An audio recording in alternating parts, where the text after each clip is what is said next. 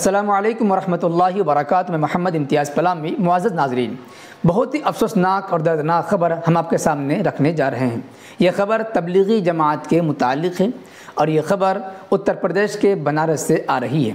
خبر کے مطابق بنارس میں پولیس کے ذریعے تبلیغی جماعت پر پابندی لگا دی گئی ہے، اور خبر کے مطابق کچھ دنوں پہلے بنارس کی مختلف مسجدوں میں جو تبلیغی جماعت قیام پذیر تھی، رکی ہوئی تھی، اپنا کام کر رہی تھی، ان تبلیغی جماعت والوں کو مسجدوں سے صرف نکالا ہی نہیں گیا بلکہ انہیں وہاں سے کھدیڑ دیا گیا اور ریلوے اسٹیشن تک بھیج دیا گیا۔ ان کے ساتھ ناروا سلوک کیا گیا، انہیں پریشان کیا گیا، انہیں ٹارچر کیا گیا، اور پھر مستقبل میں کبھی بھی بنارس میں تبلیغی جماعت کے آنے پر پابندی لگا دی گئی۔ تبلیغی جماعت کے نام پر کوئی پروگرام نہ ہو، کوئی جلسہ نہ ہو، کوئی مشورہ نہ ہو، کوئی بھی سرگرمی نہ ہو، ان تمام سرگرمیوں پر بنارس میں پابندی لگا دی گئی ہے۔ اب دیکھیں، ممبئی اردو نیوز میں یہ خبر چھپی ہوئی ہے، بنارس میں تبلیغی جماعت پر پابندی۔ اس کے بعد ہم جانتے ہیں کہ کیا کیا ہوا، کیوں ایسا ہوا اور پورا معاملہ کیا ہے، ہم آپ کو پڑھ کر سناتے ہیں۔ یہ دیکھیے، وارانسی 4 ستمبر، وزیر اعظم مودی کے حلقہ انتخاب بنارس میں پولیس نے تبلیغی جماعت کی انٹری پر پابندی عائد کر دی ہے۔ 27 اگست کو شہر کی کچھ چنندہ مسجدوں میں ٹھہرے جماعتیوں کو کمشنریٹ پولیس نے صرف باہر نہیں نکالا بلکہ انہیں کھدیڑ کر ریلوے اسٹیشن بھیج دیا۔ جماعتوں کو مستقبل میں یہاں نہ آنے کی بھی ہدایت دی گئی ہے۔ اسی درمیان کمشنریٹ پولیس نے مسجدوں کے مولویوں اور متولیوں کو نوٹس دیتے ہوئے مستقبل میں جماعت کی کوئی سرگرمی اور دیگر پروگرام نہیں کرنے کا انتباہ دیا ہے۔ آزاد ادھیکار سینا کے قومی صدر امیتابھ ٹھاکر نے اس معاملے میں سخت اعتراض کرتے ہوئے بنارس کے کمشنریٹ پولیس کے خلاف قومی انسانی حقوق کمیشن سے شکایت کی ہے۔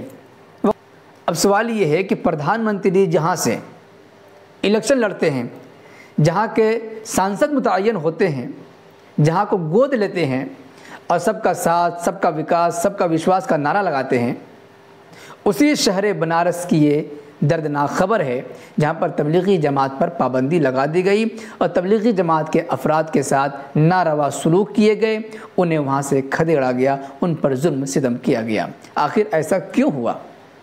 آخر تبلیغی جماعت نے کیا کیا؟ تبلیغی جماعت کا سیاست سے کوئی مطلب نہیں، دنیا داری سے ان کا کوئی تعلق نہیں ہے۔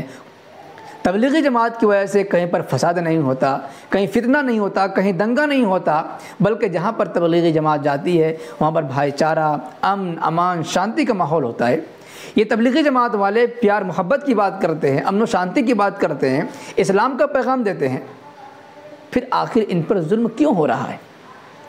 ملک ہندوستان ہی نہیں، پوری دنیا میں مختلف جگہوں پر عالمی پروگرام ہوتے ہیں، بڑے بڑے علماء، بڑے بڑے لوگ آتے ہیں، لاکھوں کی تعداد ہوتی ہے۔ بلند شہر ہو گیا، گیا ہے، کشن گنج ہے، اعظم گڑھ ہے، اور ہندوستان کے مختلف کونوں میں سالانہ اجتماع ہوتے ہیں جس میں 1000، 10,000 نہیں، 10 لاکھ نہیں بلکہ 40 لاکھ تک کا مجمع ہوتا ہے، لیکن کسی بھی اجتماع کے بارے میں کوئی ایسی خبر آج تک نہیں ملی کہ اس اجتماع میں تبلیغی جماعت کی وجہ سے ہنگامہ ہوا ہو، تبلیغی جماعت کی وجہ سے دو فرقوں میں تضاد ہو گیا ہو، اختلاف ہو گیا ہو، ہندو مسلم کی لڑائی ہو گئی ہو، یا ان کی وجہ سے پبلک کو آنے جانے میں تکلیف ہو رہی ہو، یا انتظامیہ کو دشواری ہو رہی ہے۔ کبھی نہیں سنا ہوگا۔ سارا انتظام یہ خود کرتے ہیں، اپنے خرچے سے جانا ہوتا ہے، آنا ہوتا ہے، کھانا پینا ہوتا ہے، کسی سے بھیک بھی نہیں مانگتے، سرکار سے مدد نہیں مانگتے، لاکھوں کا مجمع ہوتا ہے، کیسے آنا جانا ہوگا اس سلسلے میں سرکار سے مدد نہیں مانگتے، اور نہ انہیں کہتے کہ تم ہمارے لیے ریل فری کر دو، بس فری کر دو، کچھ نہیں کرتے۔ الیکشن ہوتا ہے، الیکشن کے معاملے میں تبلیغی جماعت کا کوئی رول نہیں ہے، یہ نہیں کہتے کہ فلاں کو ووٹ نہیں دینا ہے، فلاں کو ووٹ دینا ہے۔ تبلیغی جماعت صرف مسلمانوں کو مسلمان بنانے کا کام کرتی ہے، مسلمانوں کو مسجد سے جوڑنے کا کام کرتی ہے۔ جو مسلمان ہو کر مسجدوں سے دور ہیں انہیں مسجد سے قریب کرتے ہیں، انہیں صرف اللہ رسول کی بات کرتے ہیں، کس طریقے سے ہمارا اللہ راضی ہو جائے، کس طریقے سے ہم پیارے آقا صلی اللہ علیہ وسلم کی سنتوں پر چلنے والے بن جائیں۔ نبی پاک علیہ السلام کے طریقے پر چلنے کو ہی دنیا اور آخرت کی کامیابی سمجھتے ہیں، اس کے علاوہ ان کے پاس کچھ بھی نہیں، یہی تحریک ہے۔ لیکن تبلیغی جماعت کی اسی تحریک سے دنیا خوف زدہ ہے، دنیا دہشت میں ہے، دنیا ڈری ہوئی ہے۔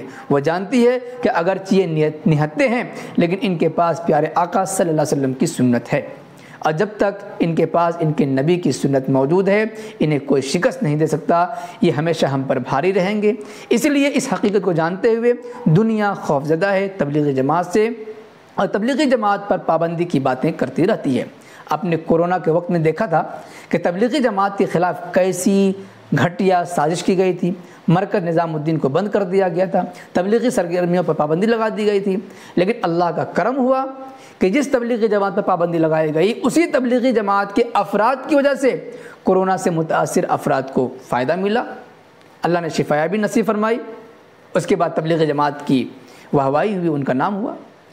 تو جسے اللہ رکھے اسے کون چکھے، جسے اللہ ذلیل کرنا چاہے اسے کوئی عزت نہیں دے سکتا، اور جسے اللہ عزت دینا چاہے اسے کوئی ذلیل نہیں کر سکتا۔ لیکن پھر بھی یہ دنیا دارالاسباب ہے۔ اگر اس ہندوستان میں، آزاد ہندوستان میں کسی کی مذہبی معاملات میں دخل اندازی کی جائے تو بالکل ناقابل قبول ہے۔